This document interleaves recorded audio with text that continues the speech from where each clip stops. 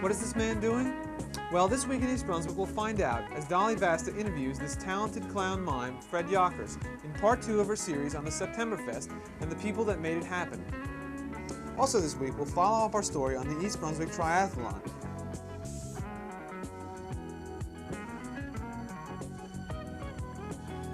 Mike Mansfield will be back with more animal care advice, and Adrian Eisner will offer consumer tips on door-to-door magazine sales. We'll end with a look at Monday's Township Council meeting. All this plus information on upcoming community events will follow on This Week in East Brunswick. But first, here's a look at next week's schedule here on Channel 8. Monday morning at 10 a.m., Lenore Kulik will discuss the cool down and why it should be part of every exercise routine on Look Great, Feel Great. Then at 10:30, our town's Sue Rosenblatt discovers what's in men's fashions from MBO buyer Stanley Sermon. Then at 11, a repeat of This Week in East Brunswick. Tuesday begins at 7:30 on Channel 8 with John Magliero and Sports Talk's annual Fall Sports Review. Then at 8, Paul Hansen's back with advice on buying auto and homeowner insurance on this week's You and Your Money. Wednesday afternoon at 2:30, Look Great, Feel Great returns with exercises for toning the stomach and thighs. It will be repeated Wednesday evening at 7 o'clock. At 3 o'clock Wednesday, Storytime at the Library begins this year's series in the studio with a new group of 4-year-olds looking on. At 7:30 Wednesday, for art's sakes, Dolly Vasta interviews actor, singer, and East Brunswick resident Lou Schwebius. Then a repeat of Monday's Our Town. And Thursday, we'll be back with another edition of This Week in East Brunswick.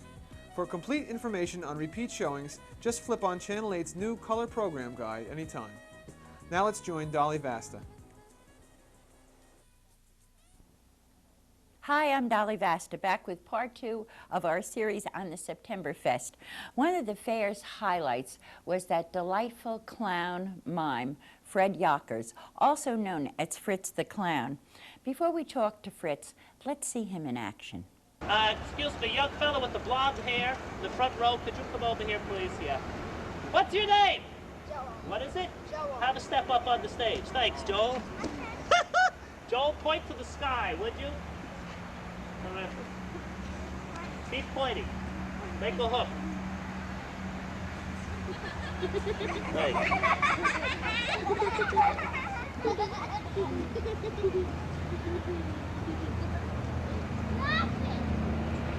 Got tired yet? No. Okay, could you point the other arm? Thanks. What kind of coat hanger doesn't accommodate the person who wants to hang his coat up? All right, hold that, will you? What are you pointing that way for? Yeah. Okay, everybody, let's give him a little round of applause. He deserves it for being a terrific home coat hanger around here on this lovely day.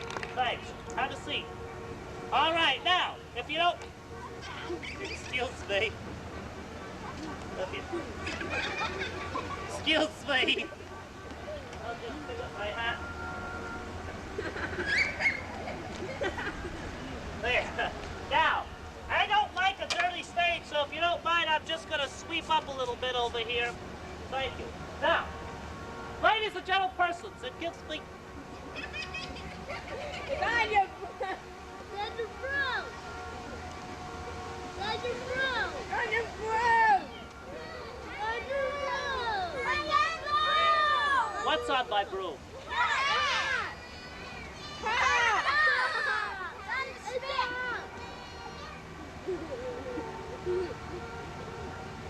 I got it! Put down the broom and then get it. What's that? Put down the broom and then get it. Put down the broom. Down there! Huh? Down there! Oh. Thanks a lot, fellas. Okay. And here's one of our very special entertainers, Fred Yocker. Yockers. Yockers, the mime, right? Clown mime. Clown mime. Yes, ma'am. Clown mime, because mimes generally don't speak. Clowns have the option of either. That's right. In fact, when I thought of interviewing you, I thought, this is going to be one of those interviews where he goes, you know, and I got very nervous about it. I once went to a lecture given by Marcel Marceau, And the first thing he did when he entered the room was trip over the doorstep, and that's a fact. And as soon as he tripped, he said to everybody, "Excuse me, please, but I do not ordinarily trip on myself. Always I trip on words, but never gestures." I mean, you know, he was being funny, but... He's a delightful guy.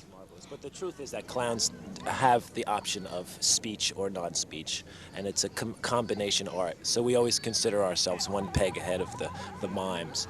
Well, you know, I was watching you, and I used to do a lot of children's theater in New York, and it was always so much fun entertaining kids because they really know a phony.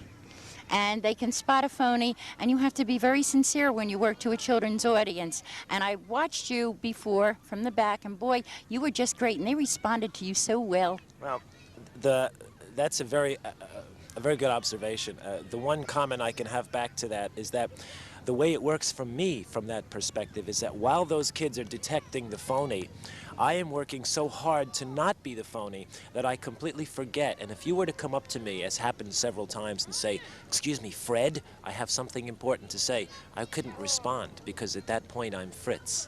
Aha. Yes, yes. No, I know what you're saying. You're very into what you are doing at that particular moment. It's a hazard as well as a reward.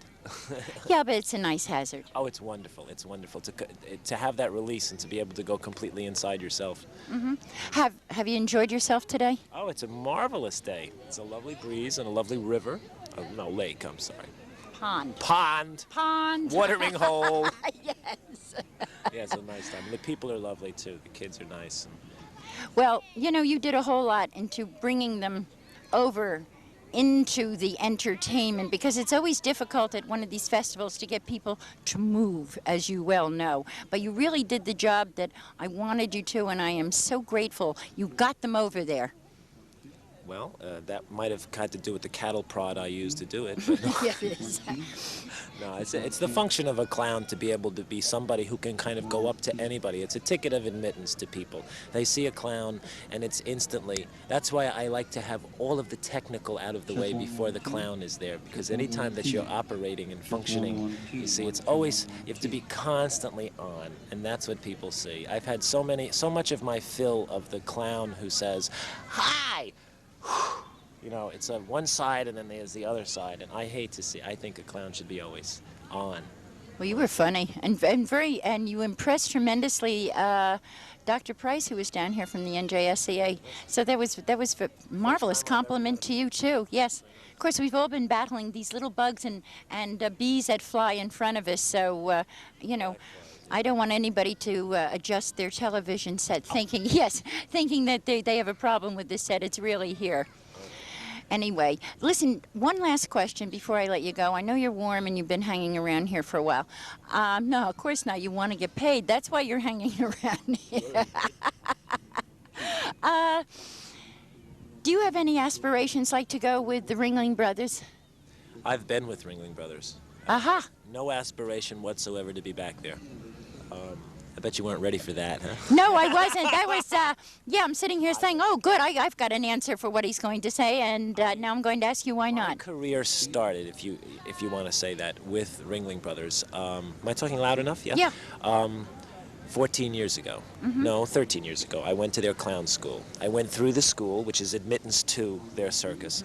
I lasted for 7 months with the circus, and I had my fill of it.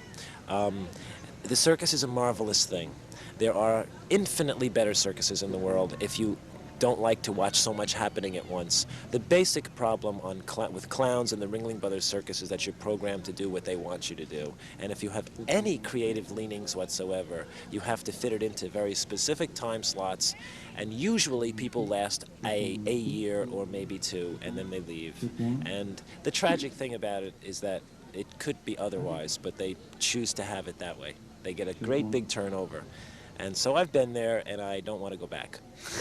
Okay, all right. I love to do. I mean, I'm doing these, you know, the kinds of celebrations, fairs, schools like that, where I think clowns should be in the marketplace. And they have a place. That's right. That's where they really started, the court jester. Right. That's just an extension of that. There'll always be clowns in circuses. Right. And I think that there are many of us, many people like myself, who are finding markets outside of circuses, and it's wonderful. Well, I wish you all the luck in the world, because you are talented. What Yeah. are you doing tonight? Take care, Fred. Have a good I'll night. see you around. Thank you very much. Bye-bye. Bye. Well, I hope you all enjoyed this week's look back at the Septemberfest. And by the way, October's for Art's sake. We'll go into the Septemberfest a little more deeply. So watch for it on the October programming schedule. Now stay tuned for Mike Mansfield. Take care.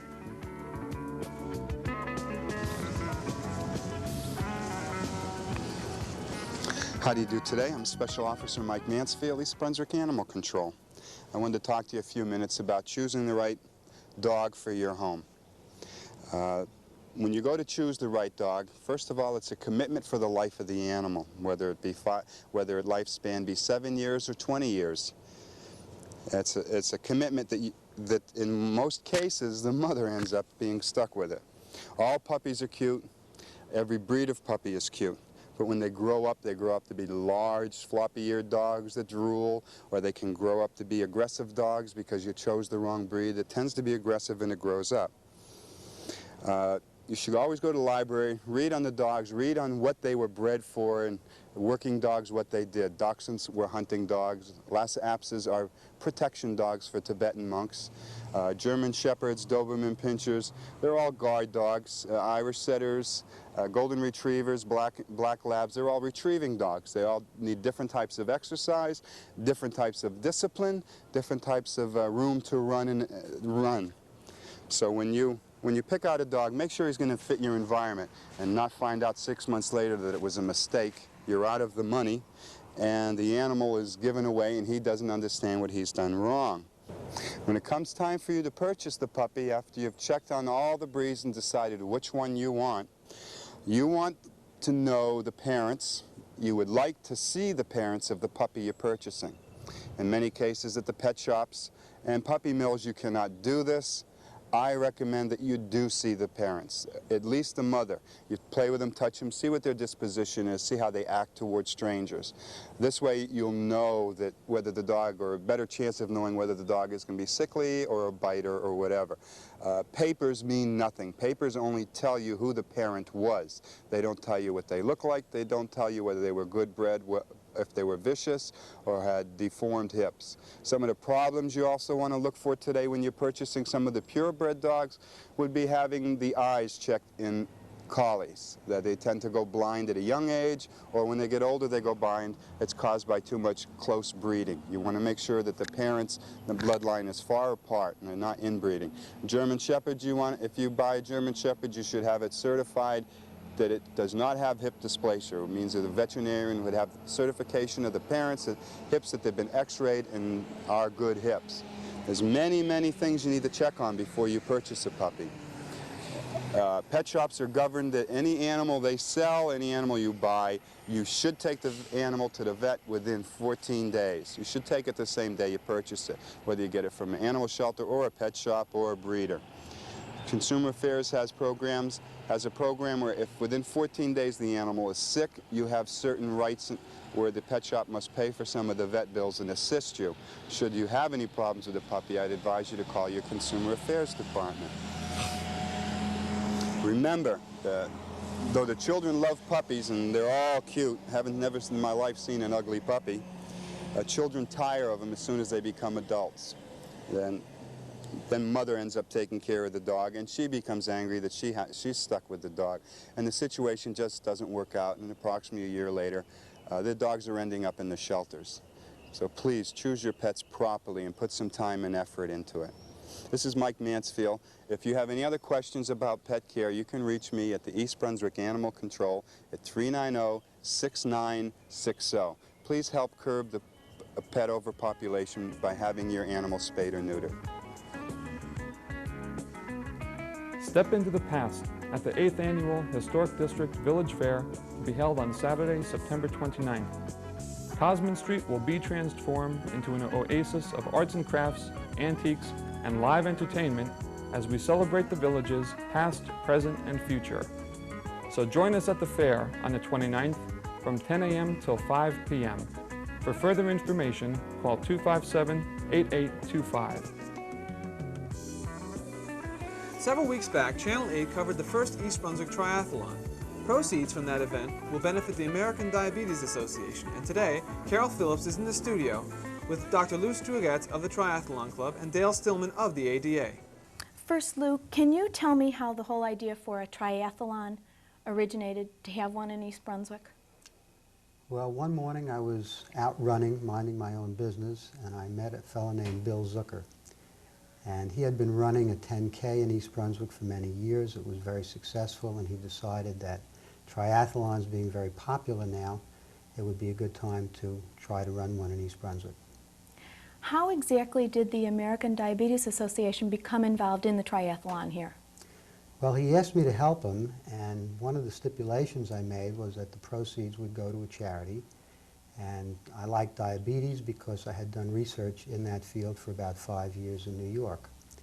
And I made the arrangements and the contacts then with the Diabetes Association in New Jersey. Dale, what part did the ADA take in the preparations and in the actual triathlon? We provided about 12 volunteers out along the bike route that morning, and we also provided the insurance that was necessary. I see. And Lou, what was the result of the triathlon? Well, everybody had a good time, mainly. We tried to keep the number of participants down to about 225 because it was our first effort. We ended up with about 250, and it was just very, very successful. And I think this would lead us into the presentation of the check. Yes. The success was so great that we can now, on behalf of all the volunteers, numbering about 75, and in particular the co-directors, Bill Zucker and Sandy Horvath, and myself, I would like to present the American Diabetes Association with this check for $1,500. I'm sure that you'll put it to very good use. Thank you very much. On behalf of the American Diabetes Association, I'd like to thank everybody involved in this. Now, Dale, how are proceeds like this used? We're going to use the proceeds for research and for educational programs, patient education, professional education, and public education. I see. What else does the ADA do in this area? We have monthly educational meetings at St. Peter's Medical Center in New Brunswick, and they're held the second Tuesday of every month at 8 o'clock.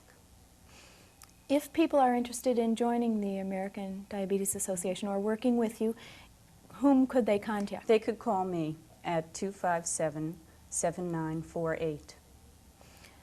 It seems like such a worthwhile cause, and it seems just terrific that the triathlon was able to bring in monies like this for an organization of this sort. Well, Lou, next year, do you plan on doing it again? We certainly do. We expect about 400 participants, and we may run 2 events. We haven't really decided on the absolute details, but we will have something again next year. What exactly would the 2 events mean then? Do you mean 2 different levels? We might have 2 different levels. We might have a biathlon and a triathlon, or we may keep the event the same so that people who participated in the first event can compare how they do in the second event.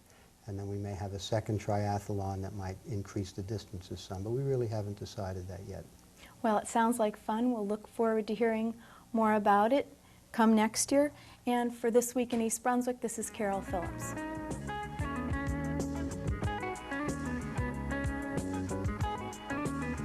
Hello, and welcome to Consumer Aware. I'm Adrienne Eisner of the East Brunswick Consumer Affairs Office. There are many gimmicks utilized by sellers who solicit door-to-door for magazine subscriptions or books. Be wary of some of these approaches so that you will recognize them when you hear them. Be suspicious of someone conducting research or making a survey supposedly not selling anything, but concealing the real purpose to get into your home or to get leads for selling. Watch out for the words "cancel anytime."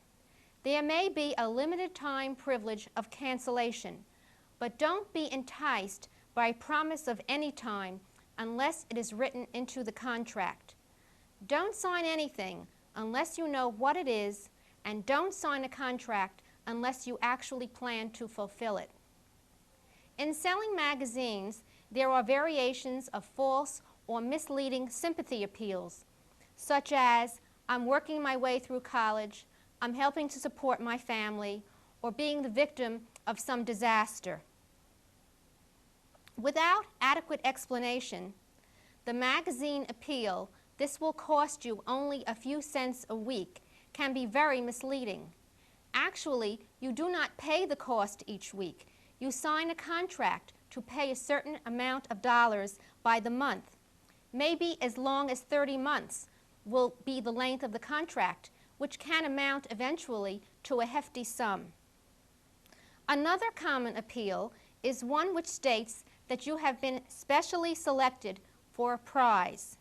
This is just a means to entice you into making a purchase.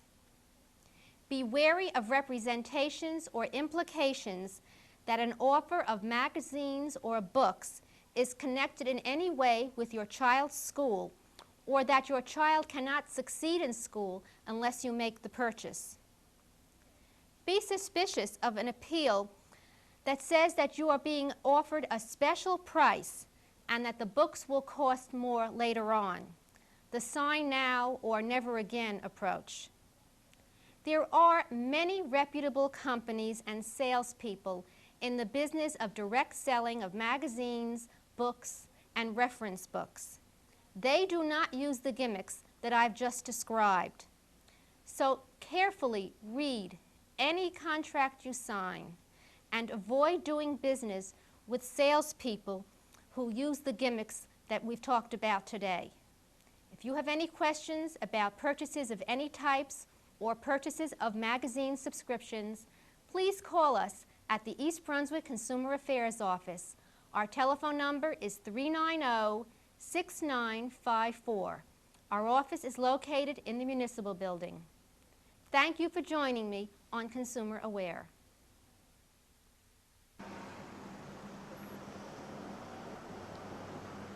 Hi, I'm Dolly Vasta for This Week in East Brunswick. And listen, before I get towed away, I have got such a message for all of you. As you have probably already read in the paper, the Playhouse 22 is conducting their fund drive for this year. As part of the fund drive, Sunday night, we are having a super cabaret theater up here at the Playhouse, 7:30 p.m. It's an hour and a half of cabaret-style entertainment put together by a group of over 10 young singers and dancers who you have seen in many of our shows throughout the last 2 or 3 years. It's $3 a person, and we hope that all of you will come up and join in the community spirit and try to make our evening a success. And while I'm talking about our fund drive, we will be going out for the next 2 or 3 months during the evenings and on Saturdays and some Sundays, knocking on your doors. Give what you can. It will really help. And by the way, I hope you've noticed our new landscaping taking place out here in front of the Playhouse. This is in thanks to the East Brunswick Garden Club. 4 or 5 ladies from the club have been working diligently for the past 2 weeks on the landscaping here. They have designed it. They went to many landscapers in the township who have been so marvelous and donated all these shrubs and flowers, and I think it's really super. So as I said before, I'll see you Sunday night. Take care. At Monday's council meeting, Township Engineer Bill Tanner made several presentations to the council. One outlined a plan for continuous sidewalks from Milltown Road to the Civic Center. A few alternatives were presented, including combining the plan with a federally funded bikeway. The council asked for a few revisions in the plan. Then, later in the meeting, Tanner discussed the specifics of an H1 zone to be created on the site of the Ramada Inn. His presentation addressed concerns raised by the adjacent Village Swim Club. Among these were the exact boundaries of the zone and the potential impact of the building, both during its construction in terms of noise and dust created, and after its completion. Tanner's diagram shows that the shadow of the 250-foot structure may reach the swim club's sunbathers on some late summer afternoons. Also at the meeting, Township Attorney Bert Bush put the council up to date on efforts to keep additional garbage created by the closing of the ILR landfill from winding up at East Brunswick's Edgeboro landfill. We needed to extend the life of ILR, and the only way we could do that was through Judge Skillman. And we needed to get a stay of the redirection order, which was through the DPU and DEP.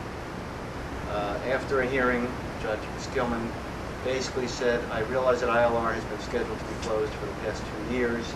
There hasn't been a disaster thus far. I want to extend the opening of ILR for another 10 days till September 24th and the issue of a restraining order. And we then contacted BPU, and they agreed, hopefully, to give us a hearing later this week and to delay the effective changeover to Edgeboro for 10 days until the end of the business day on September 24th. Later, Councilman Hudak proposed a meeting between state and local authorities. What I wanted to bring up is that we do meet with the solid waste of the DEP, Director Sadat, Huey, and Leon Pereira, and meet with the freeholders. I think East Brunswick deserves a little better than listening to these things over the radio and in the newspapers. I think I will make this as an action item to hold a meeting as soon as we can with these people to find the direction that the state is going in. That's all for this week. Thanks for watching.